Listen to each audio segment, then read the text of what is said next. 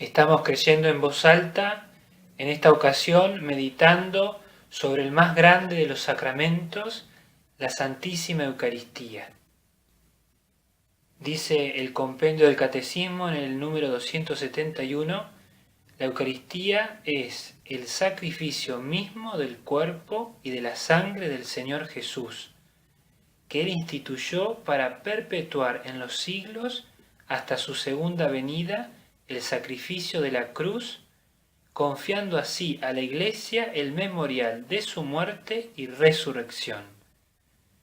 Nuestro Señor instituyó este sacramento santísimo el Jueves Santo durante la última cena, cuando a los apóstoles les dijo: tomad y comed todos de él, porque esto es mi cuerpo que será entregado por vosotros. Después tomó en sus manos el cáliz con el vino y les dijo: tomad y bebed todos de él, porque este es el cáliz de mi sangre, sangre de la alianza nueva y eterna, que será derramada por vosotros y por todos los hombres para el perdón de los pecados. Haced esto en conmemoración mía, como nos dice el número 273 del compendio.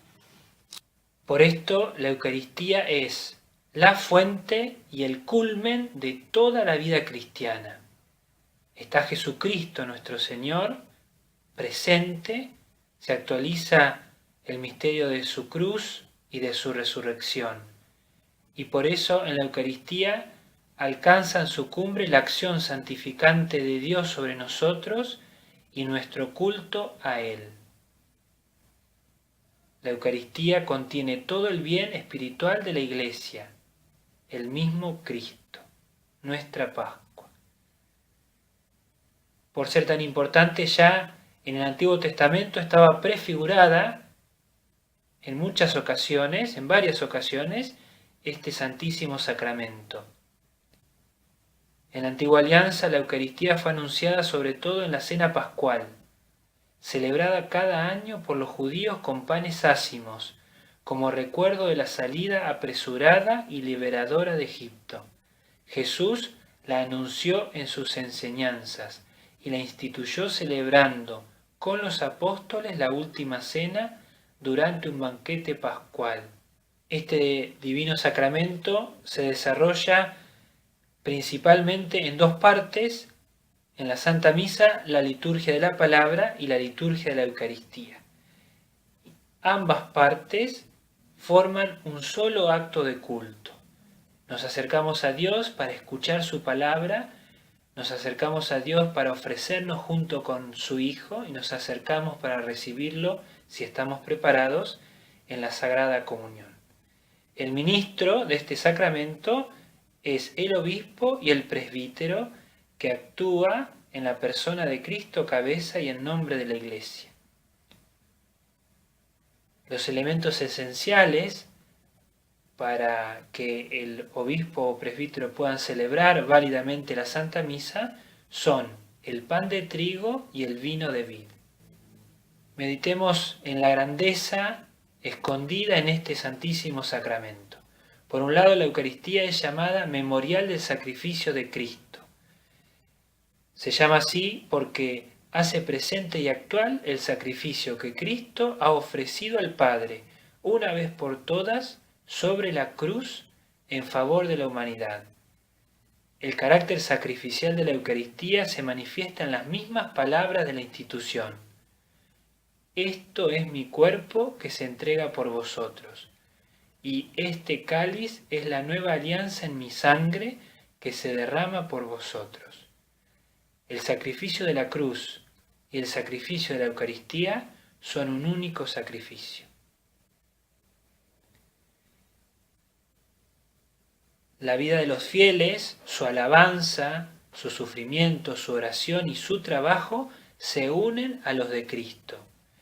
En cuanto a sacrificio, la Eucaristía se ofrece también por todos los fieles, vivos y difuntos, en reparación de los pecados de todos los hombres, y para obtener de Dios beneficios espirituales y temporales.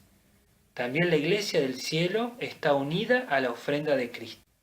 También nos preguntamos, con el número 282, ¿cómo está Jesucristo presente en la Eucaristía?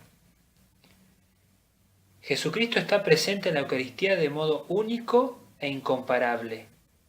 Está presente en efecto de modo verdadero, real y sustancial, con su cuerpo y con su sangre, con su alma y su divinidad. Cristo todo entero, Dios y hombre, está presente en ella de manera sacramental, es decir, bajo las especies eucarísticas del pan y del vino. Este milagro grandísimo que sucede en cada misa, que el pan deja de ser pan y pasa a ser el cuerpo de Cristo, y el vino deja de ser vino y pasa a ser la sangre de Cristo, se llama transubstanciación. Cristo está en la Eucaristía y por eso, como dice el número 284 del compendio, la fracción del pan no divide a Cristo. Él está presente todo e íntegro en cada especie eucarística y en cada una de sus partes. Por eso también en este momento, completando un poco el texto del Catecismo, podemos meditar la declaración de la Sagrada Congregación para la Doctrina de la Fe del año 72, que dice así: después de la Sagrada Comunión, no solamente las hostias que quedan y las partículas que de ellas se han desprendido y conservan el aspecto exterior de pan, deben ser conservadas o consumidas reverentemente, por razón de la veneración debida a la presencia eucarística de Cristo, sino también respecto a los demás fragmentos. Se deben observar las prescripciones relativas a la purificación de la patena y del cáliz. En cuanto a las hostias, que no se consumen inmediatamente, el ministro idóneo debe llevarlas al lugar destinado para conservar la Santísima Eucaristía. Como Jesús está presente, como Jesús es Dios y está presente en el Santísimo Sacramento, los cristianos adoramos la Eucaristía. La adoramos durante la misa y adoramos también al Señor presente en el sagrario.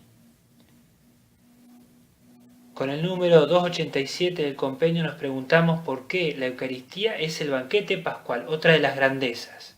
Ya meditamos en qué sacrificio, por qué decimos también que es banquete pascual.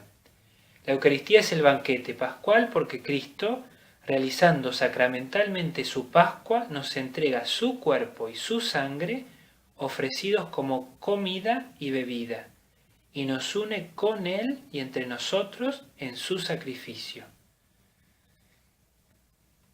La Iglesia establece que los fieles tienen obligación de participar de la Santa Misa todos los domingos y fiestas de precepto, y recomienda que se participe también en los demás días. Y esto es muy lógico, ya que es inmenso el bien que podemos hacer al participar de la Santa Misa, y Dios bien se lo merece. Seguimos preguntándonos, ¿qué se requiere para recibir la Sagrada Comunión? Porque si al acercarnos a la comunión nos acercamos a recibir el cuerpo de Cristo, el mismo Cristo todo entero que se nos da a nosotros, debemos preparar nuestro corazón. Y por eso la Iglesia nos enseña que para recibir la Sagrada Comunión se debe estar plenamente incorporado a la Iglesia Católica y hallarse en gracia de Dios, es decir, sin conciencia de pecado mortal. Quien es consciente de haber cometido un pecado grave debe recibir el sacramento de la reconciliación antes de acercarse a comulgar. Son también importantes el espíritu de recogimiento y de oración, la observancia del ayuno prescrito por la Iglesia y la actitud corporal, gestos y vestimenta en señal de respeto a Cristo. ¿Y cuáles son los frutos de la Sagrada Comunión?